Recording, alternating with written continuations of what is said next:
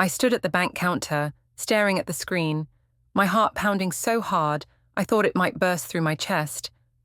The number glowing back at me wasn't $87,000, it was $200.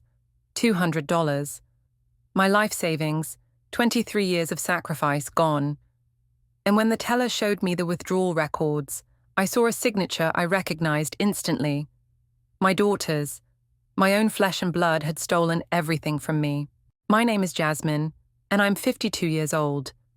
I work as a nurse's aide at a hospital in Columbus, Ohio. The same hospital where I've worked double shifts, holidays, and weekends for over 2 decades. I raised my daughter Mia as a single mother after my divorce when she was just 5 years old. Her father walked away and never looked back, leaving us with nothing but a studio apartment and a mountain of bills. But we made it work. God, we made it work. I remember those early years like they were yesterday. I'd come home from my shift at 7 a.m., exhausted to my bones, and Mia would already be awake, sitting at our tiny kitchen table with her coloring books. She'd look up at me with those big brown eyes and say, "Mama, I made you breakfast." It would be a piece of toast, usually burned, and a cup of water she'd call coffee. I'd sit down and eat every bite like it was a 5-star meal. We didn't have much, but we had each other. I worked my fingers to the bone to give Mia the childhood I never had. Every summer, I'd save up enough to take her to the community pool. We'd pack peanut butter sandwiches and spend the whole day there, her laughter echoing across the water. On her birthdays, I'd throw backyard parties with homemade cake and dollar store decorations. The other kids didn't care that we weren't rich, they just cared about the piñata and the games. Thanksgiving was our sacred tradition. No matter how tight money was, I'd scrape together enough for a turkey, stuffing, and sweet potato pie. We'd sit at our small table, just the two of us, and I'd tell Mia stories about her grandparents, my parents, who'd passed before she was born. I'd hold her hand and say a prayer of gratitude for what we had. When Mia learned to ride a bike, I was there, running beside her down the sidewalk, holding the back of her seat until she found her balance. When she fell and scraped her knee, I was there with band-aids and kisses. When she graduated high school, I sat in that auditorium and cried like a baby because I'd done it. I'd raised a smart, beautiful, capable young woman all by myself. But here's what Mia never knew, what nobody knew except me and the bank. For 23 years, I'd been hiding money. Not a lot at once, just whatever I could spare. $20 here, $50 there. Sometimes it was just $10 from a birthday card, or the change from grocery shopping. I opened a separate savings account at a bank across town, one Mia never knew existed. I didn't tell anyone about it, not my sister, not my co-workers, not a single soul. It was my safety net, my escape plan, my promise to myself that one day I wouldn't have to work myself into the ground anymore. By the time Mia turned 28, I had saved $87,000. $87,000. Every penny earned through sweat, sacrifice, and sleepless nights. I was planning to retire early, maybe at 55, and finally rest. Maybe travel a little. Maybe just sit on my porch with a book and not worry about which bill to pay first. That money represented my freedom. And then, one ordinary Tuesday morning in March, my entire world collapsed. I'd gone to the bank to withdraw $5,000. I was finally going to do something for myself, get the dental work I'd been putting off for years. My teeth had been bothering me for months, but I kept pushing it aside because, well, that's what I did. I always put myself last. But that morning, I felt different. Lighter, proud. I'd worked so hard for this money, and it was time to use a little bit of it for me. I walked into the bank, gave the teller my account information, and asked for the withdrawal. She typed something into her computer, frowned, and typed again. "Ma'am," she said slowly, "there's only $200 in this account." I laughed. I actually laughed, because it had to be a mistake. "No, honey, you must have pulled up the wrong account." "Try again." She did. Same result. The smile slid off my face. That's impossible. There should be over $87,000 in there. The teller's expression shifted from confusion to concern. She called over her manager, a middle-aged man with kind eyes and a nervous energy. He reviewed my account, clicked through screens, and finally turned the monitor toward me. Mrs. Jasmine, I'm showing multiple withdrawals over the past 6 months. Large amounts. 5,000 here, 10,000 there. The signature on file matches the authorized user you added to the account. My stomach dropped. I never added anyone to my account. He pulled up a document, a signature card from 8 months ago. And there it was, clear as day. My signature, authorizing Mia Thompson as a secondary account holder. But I hadn't signed that. I would never. And then I remembered. Last summer, Mia had come to me with a stack of papers. She said they were for her apartment lease, that she needed me to co-sign because her credit wasn't great. I'd been rushing out the door for work, running late, and I'd signed everything she put in front of me without reading it carefully. Oh, God. These withdrawals, I whispered, pointing at the screen with a shaking finger. Who made them? Mia Thompson, the manager said gently. I'm so sorry. The bank was suddenly too hot, too small. I couldn't breathe. The manager was saying something about filing a fraud report, about police, about options, but I couldn't hear him over the roaring in my ears. My daughter, my baby girl. The person I'd sacrificed everything for. She'd stolen from me. I don't remember driving home. One moment I was at the bank, and the next I was pulling into my driveway, my hands gripping the steering wheel so tight my knuckles were white. Mia's car was parked on the street, a brand new Honda Civic with temporary tags. I'd noticed it a few weeks ago and asked her about it. She'd said she got a promotion at work, that she was finally doing well for herself. I'd been so proud. Now, staring at that shiny new car, I felt sick. I stormed into my house, she still had a key, and found her in my living room, sprawled on my couch, scrolling through her phone. She was wearing designer jeans I didn't recognize and a leather jacket that probably cost more than my monthly mortgage. Mia, I said, my voice barely above a whisper. She looked up, smiled. Hey, Mom. I was just... Where's my money? Her smile faltered. What? My savings account, the one you've been stealing from for the past 6 months. Where is my money? The color drained from her face. For a moment, she looked like the little girl who'd gotten caught sneaking cookies before dinner. But then something shifted in her expression, something hard and defensive. I didn't steal anything, she said, standing up. You gave me access to that account. I gave you nothing. My voice cracked. You tricked me into signing those papers. You lied to me. Mom, calm down. Calm down. I was shaking now, tears streaming down my face. You took $87,000 from me. Do you have any idea what that money meant? Do you have any idea how hard I worked for that? She crossed her arms. I needed it. Those 3 words hit me like a slap. You needed it, I repeated slowly. For what, Mia? For that car? For those clothes? For what? For my business, she snapped. I'm trying to start a marketing business and I needed capital. You wouldn't have given it to me if I asked, so you just stole it. It's not stealing if it's family, she shouted back. You would have wasted that money anyway, sitting on it like some kind of dragon hoarding gold. At least I'm doing something productive with it. I stared at my daughter, this stranger standing in my living room, and I didn't recognize her. Get out, I whispered. Mom, get out of my house, now. She grabbed her purse, her face twisted with anger and something else, guilt, maybe, or fear. At the door, she turned back. You know what? You always held money over my head. Every sacrifice you made, you reminded me. Maybe this is just me collecting what you owe me. Then she was gone. I collapsed onto the couch where she'd been sitting and sobbed until I couldn't breathe. But even through the heartbreak, one question kept circling my mind like a vulture.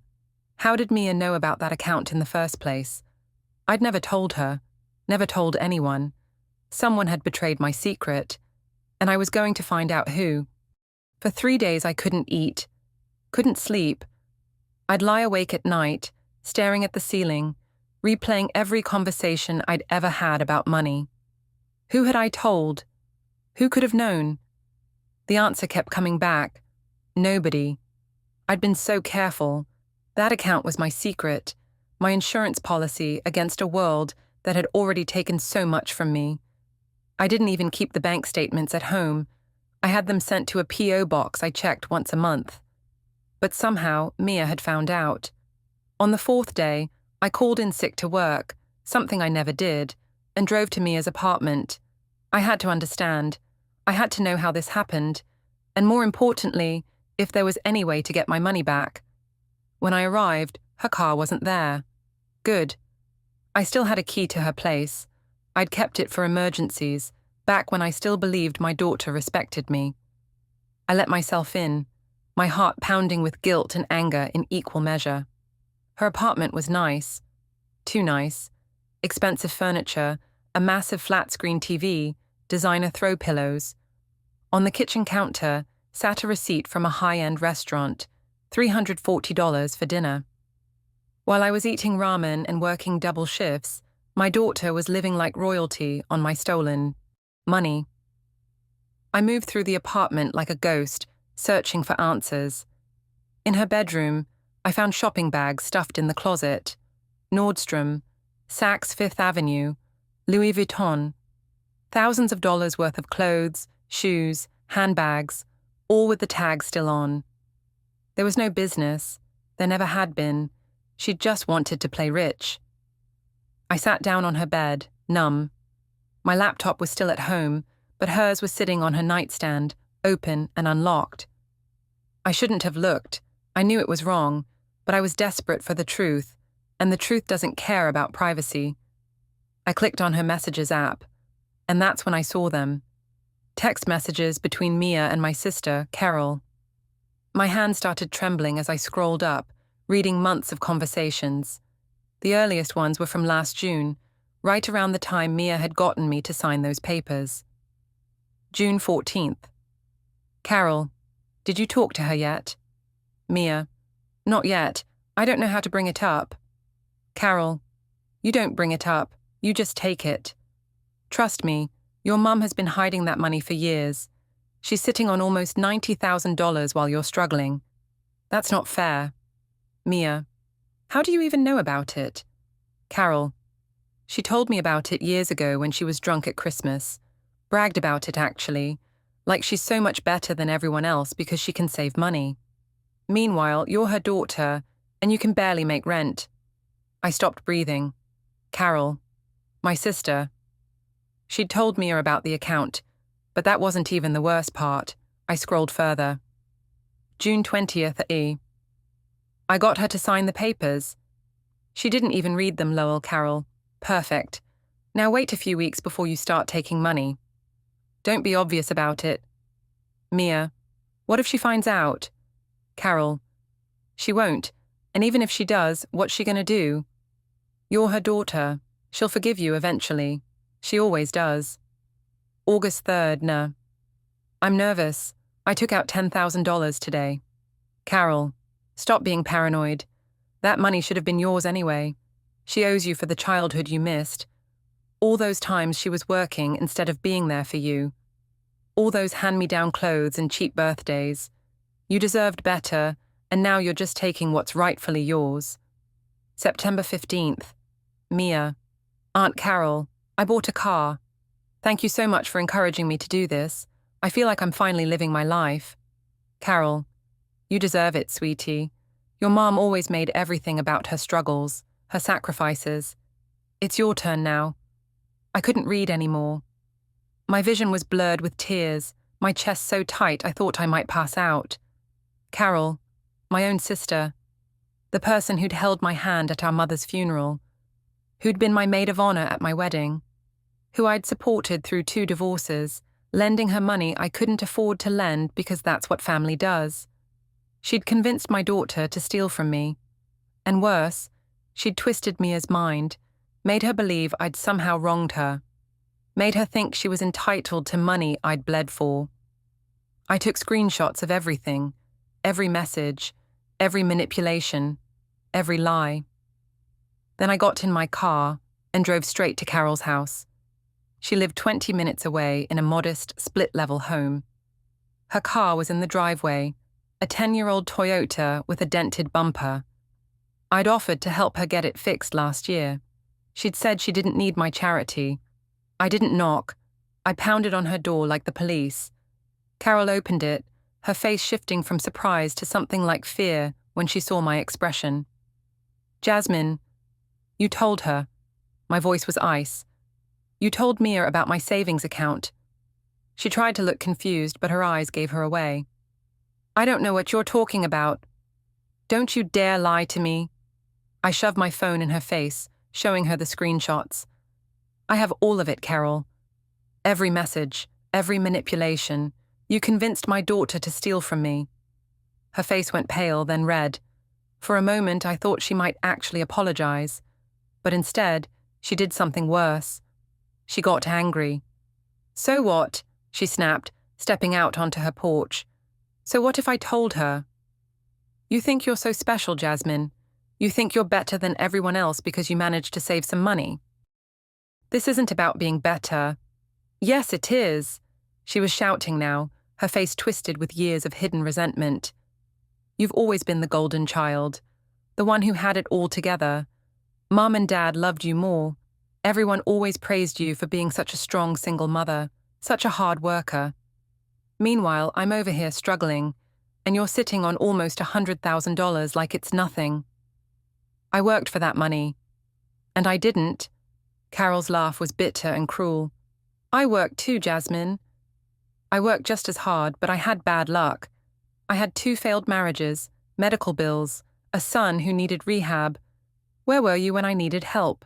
You were too busy hoarding your precious savings." "I helped you," I shouted back, my voice breaking. "I gave you money for Tyler's rehab. I paid your electric bill when it was about to be shut off. I've helped you over and over." "Scraps," she spat. "You threw me scraps while you sat on a fortune. You made me feel like a beggar every time I asked for help. Do you know how humiliating that is?" Tears were streaming down my face now. "So you decided to take it from me?" "Through my own daughter." Something flickered in her eyes. Guilt, maybe, or shame. But it was gone as quickly as it appeared. "Mia deserved that money more than you," she said coldly. "You were a terrible mother, Jasmine. Always working, never there. She needed things, nice clothes, school trips, a normal childhood, and you couldn't provide it. That money is the least you owe her." The words hit me like bullets, each one finding its mark, tearing through me. "Get out of my life," I whispered. "Don't call me. Don't text me. If you see me on the street, walk the other way. You're dead to me." I turned and walked back to my car, ignoring her voice calling after me. Whether to apologize or justify herself, I didn't know and didn't care. That night, I sat in my dark living room, phone in my hand, staring at Mia's number. I called. She answered on the 3rd ring. "Mom." "I know everything," I said quietly. "I found the messages between you and Carol." Silence. "Mia, I need you to understand something. What you did wasn't just stealing. You took my trust. You took 23 years of sacrifice and flushed it away for designer handbags and fancy dinners. But worse than that, you let someone poison your mind against me." "Mom, Her voice cracked. "I'm sorry. I'm so sorry. Aunt Carol, she made it sound like I owed you," I finished. "Like you deserved my money because I worked too much, because your childhood wasn't perfect." "Yes," she whispered. "Mia, I gave you everything I had, every single thing, and it wasn't enough for you. I know, and I'm so sorry. I'll pay it back, I promise." "You will pay it back," I said firmly. "Not because you promised. Because I'm taking you to court." "What?" "You stole from me. I have proof. I have bank records and text messages. Tomorrow morning, I'm calling a lawyer. You're going to repay every cent, and if you don't, you'll face the consequences. Mom, please. I love you, Mia. I will always love you, but I will never trust you again, and I will never forgive Carol. Ever. I hung up before she could respond. Then I sat in the darkness and cried for the family I'd lost. The next morning, I woke up with a strange clarity. The kind that comes after you've cried yourself empty, and there's nothing left but raw, honest truth. I'd spent my whole life taking care of other people, sacrificing, bending, forgiving. Not anymore. I called my boss and asked for a personal day.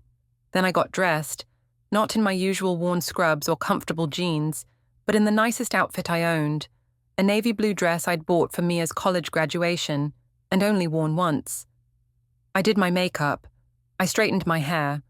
I looked at myself in the mirror and barely recognized the woman staring back. She looked tired, older than 52, but there was something else in her eyes now, steel. I drove to a law office downtown, a small practice I'd found online with good reviews. The lawyer, a woman in her 40s named Patricia Chen, listened to my story without interrupting. I showed her everything, the bank statements, the forged signature authorization, the text messages between Mia and Carol. When I finished, she leaned back in her chair and looked at me with a mixture of sympathy and respect. "Mrs. Jasmine," she said, "you have a strong case.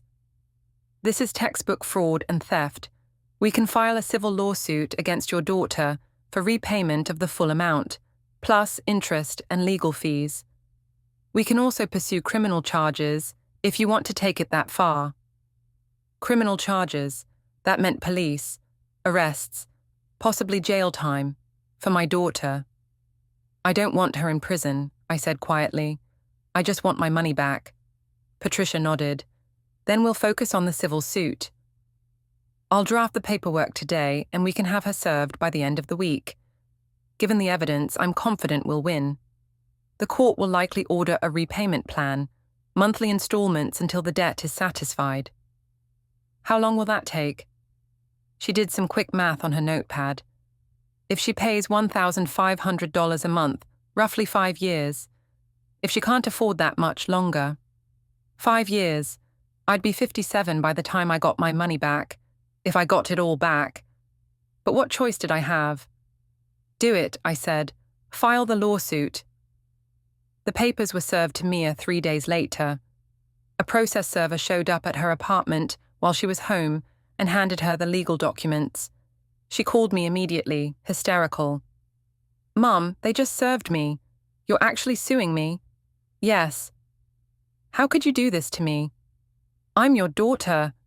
Something inside me snapped. "And I'm your mother," I shouted into the phone. "I'm the woman who raised you alone, who worked herself sick to give you a life, and you repaid me by stealing everything I had. So yes, Mia, I'm suing you, because apparently being family means nothing to you unless it benefits you. That's not fair. You want to talk about fair? I'll see you in court." I hung up and blocked her number. Carol tried to reach me too.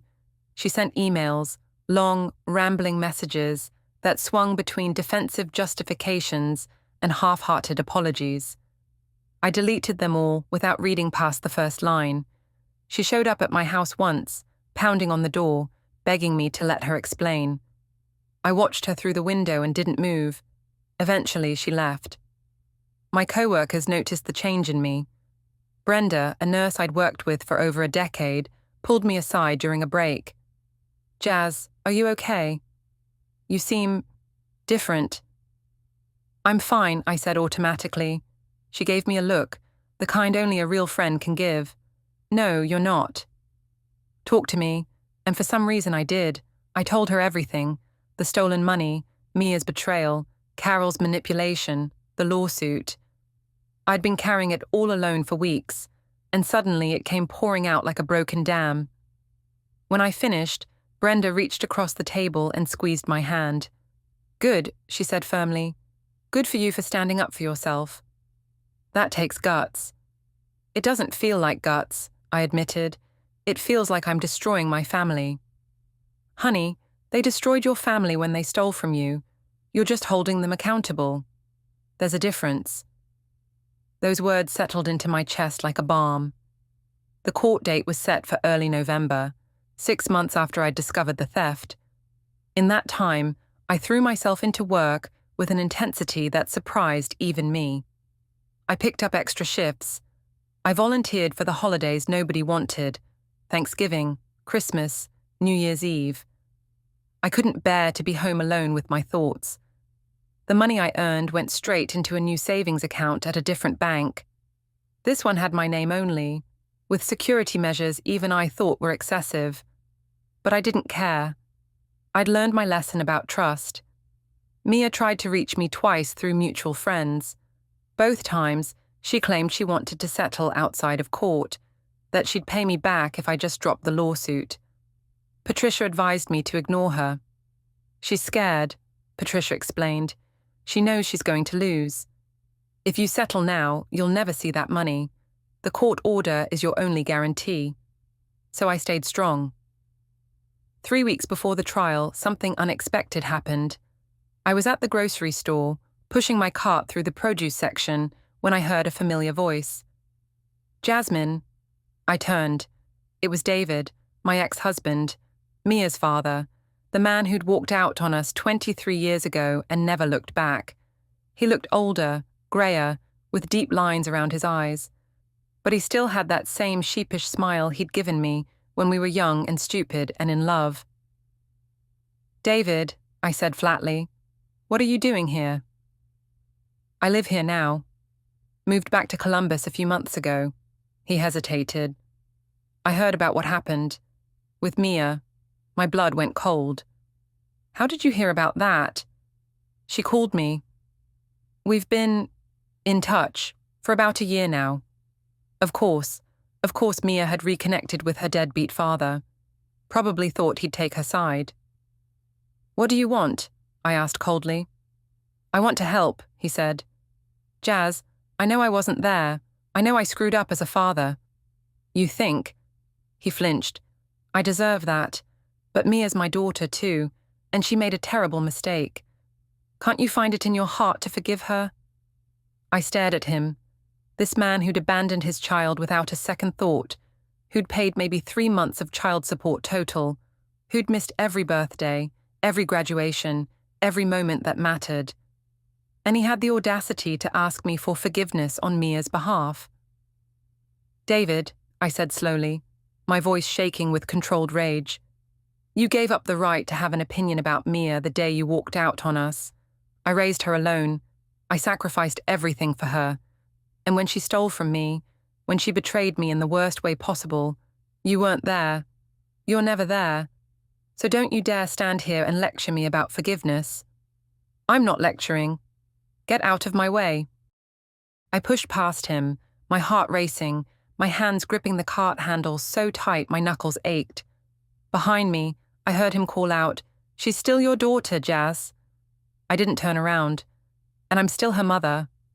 That's why I'm teaching her that actions have consequences. The court date arrived on a cold November morning. The sky was grey and heavy with the promise of snow. I wore the same navy dress I'd worn to Patricia's office, paired with my mother's pearl earrings, the only jewelry I owned worth anything. Patricia met me outside the courthouse. Ready? No, I admitted. But let's do this anyway. Inside, the courtroom was smaller than I expected. Mia was already there with her lawyer, a young man in an ill-fitting suit who looked fresh out of law school.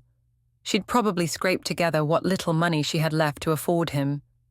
When our eyes met, Mia's face crumpled. She looked like she hadn't slept in weeks. Her designer clothes were gone, replaced by a simple black dress. Her hair was pulled back in a plain ponytail. She looked like my daughter again. For a moment, my resolve wavered.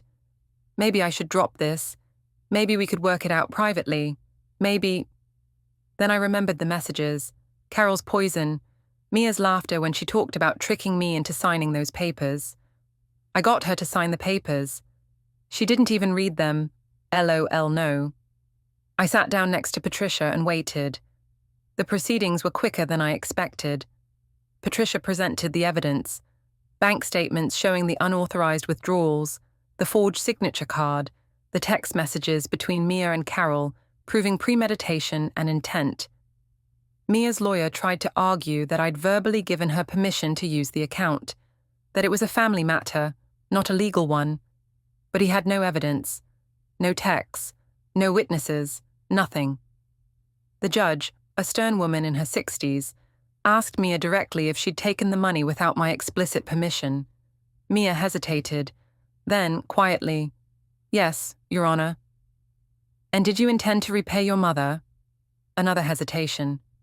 "Eventually." "Eventually is not a plan, Ms. Thompson. It's a hope." The judge reviewed the documents one more time, then looked up. "I find in favor of the plaintiff.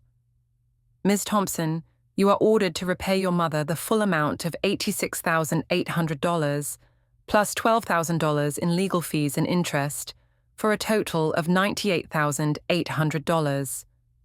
You will make monthly payments of $1,500 beginning next month. Failure to comply will result in wage garnishment and additional penalties. Do you understand?" Mia's voice was barely a whisper. "Yes, Your Honor." The gavel came down. It was over. Outside the courthouse, Mia caught up to me as I was walking to my car. "Mum, please. Can we just talk?" I stopped but didn't turn around. "What is there to talk about, Mia?" "I'm sorry. I'm so sorry. I know I hurt you." "You didn't just hurt me, you betrayed me. There's a difference." "I know." She was crying now, her voice breaking. "Aunt Carol, she got in my head. She made me think you owed me, that you'd been selfish." "And you believed her," I said, finally turning to face her. "You believed her instead of me. Instead of all the years I proved how much I loved you. I was stupid." "Yes, you were." I took a deep breath. "Mia, I love you. I will always love you. But I don't like who you've become. And I don't trust you. Maybe someday that will change. But not today. Not anytime soon. Mom, you have my lawyer's contact information. All future communication goes through her. Goodbye, Mia." I got in my car and drove away, watching her in my rearview mirror, standing alone in the parking lot, crying. I cried too, but I didn't turn around. 2 years have passed since that cold November morning in the courthouse. 2 years since I looked my daughter in the eye and chose myself. It hasn't been easy. Some days I wake up and reach for my phone to call Mia, to ask her how she's doing, to hear her voice. Then I remember what she did and I put the phone down. The monthly payments come like clockwork, $1,500 deposited into my account on the first of every month. Not once has she missed a payment. I'll give her that much. Patricia tells me Mia took a second job to afford it, working retail on weekends, in addition to her regular marketing position. She's finally learned what real work feels like. Good. I've saved $30,000 in the past 2 years. It's not the $87,000 I lost, but it's a start. A fresh start. This money lives in an account with security measures that would make Fort Knox jealous. Nobody has access but me. Nobody even knows it exists. I've learned to be more careful with my trust. Carol has tried to reconcile exactly 3 times. The first attempt came 6 months after the trial. She sent a long letter, handwritten, not typed, full of apologies and excuses. She was in therapy now, she claimed, working through her jealousy and resentment. She realized what she'd done was unforgivable, but she hoped I might forgive her anyway, because we're sisters, and sisters are supposed to stick together. I burned the letter in my kitchen sink and flushed the ashes down the drain. The second attempt came last Christmas. She showed up at my door with a plate of cookies, the same recipe our mother used to make. She stood on my porch for 20 minutes, knocking and calling my name. I sat on my couch, watching TV with the volume up, and pretended I wasn't home. The third attempt came 2 months ago. A simple text message. "I'm dying, Jasmine. Stage 4 breast cancer. I don't have long. Please talk to me before it's too late." I stared at that message for a long time. Part of me, the old me, the one who'd spent her whole life caring for others, wanted to respond. Wanted to rush to her side, hold her hand, forgive her, because that's what you're supposed to do when someone is dying. But I didn't. Instead, I blocked her number and went to work. Maybe that makes me cold. Maybe that makes me heartless. But here's what I've learned in the past 2 years. Forgiveness isn't something you owe people just because they're family, or because they're dying, or because they finally realized they were wrong. Forgiveness is something you give when you're ready, if you're ever ready. And I'm not ready. Maybe I never will be. I've made new friends, real friends. Brenda from work introduced me to her book club, a group of women in their 50s and 60s who meet every month to drink wine and gossip more than we discuss literature. They know my story. They don't judge me for cutting off my daughter and sister. Instead, they tell me I'm brave. I don't feel brave. Most days, I just feel tired. But I also feel something I haven't felt in years. Peace. I bought myself a small birthday present this year, a porch swing for my backyard. I'd always wanted one, but it seemed like such a luxury, such a waste of money. But on my 54th birthday, I drove to the hardware store and bought the nicest one they had. Now, on warm evenings, I sit on that swing with a book and a glass of iced tea, watching the sunset and listening to the birds. Sometimes I think about Mia. Wonder if she's happy, if she's learned her lesson, if she ever thinks about me. But mostly, I just enjoy the quiet.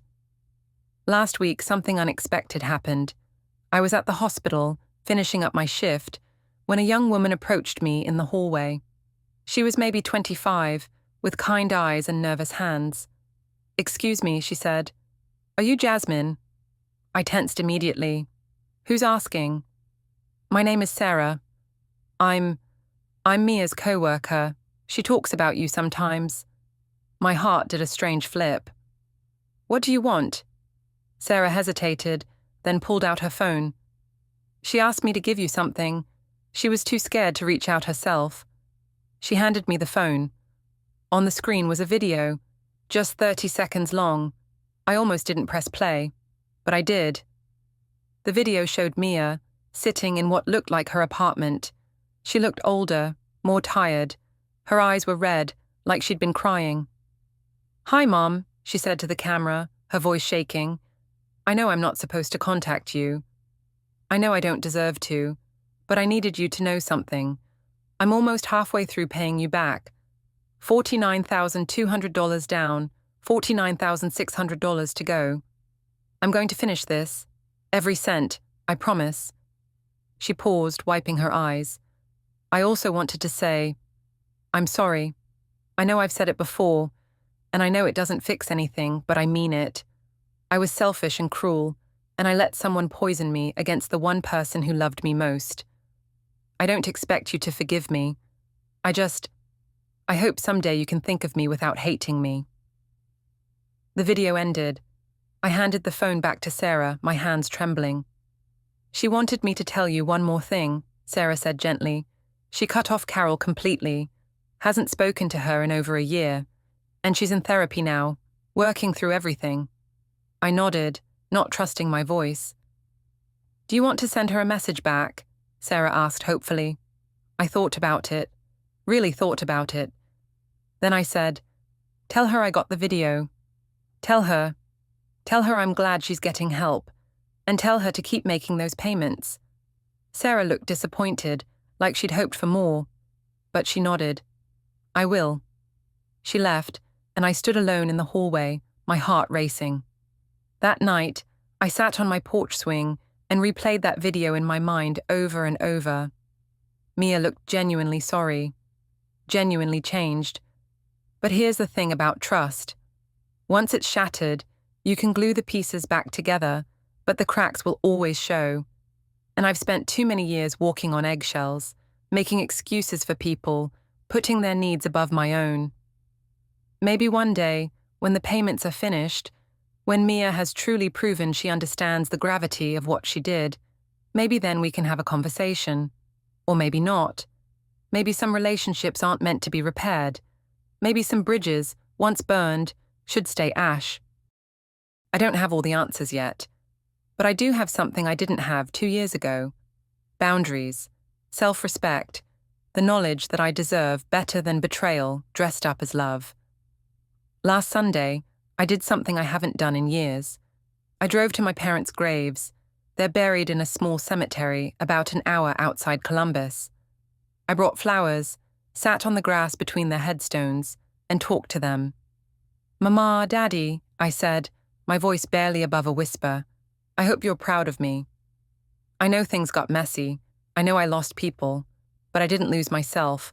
Not this time." The wind picked up, rustling through the trees, and for just a moment it felt like an answer.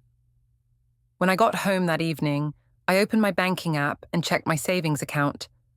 $30,247. It's not $87,000, but it's mine. Earned honestly, protected fiercely, and that's worth more than any amount of money. People ask me sometimes if I regret suing Mia, if I regret cutting Carol out of my life, if I regret choosing to be alone rather than being used. My answer is always the same: no. Because here's what I've learned, what I wish I'd learned decades ago. You can love someone with your whole heart and still hold them accountable. You can forgive someone without letting them back into your life. You can be alone without being lonely. And you can choose yourself without being selfish. My daughter stole my savings. My sister convinced her to do it. And for a long time, I thought that made me the victim, powerless, broken, destroyed. But I was wrong. I'm not a victim. I'm a survivor. And that's the story I choose to tell. I learned that the people who smile in your face can hold the sharpest knives, and sometimes the ones you raised can be taught to wield them. But the greatest lesson: when they strike, you don't have to keep bleeding. You can walk away, heal yourself, and build a life where your love is no longer a weapon they can turn against you.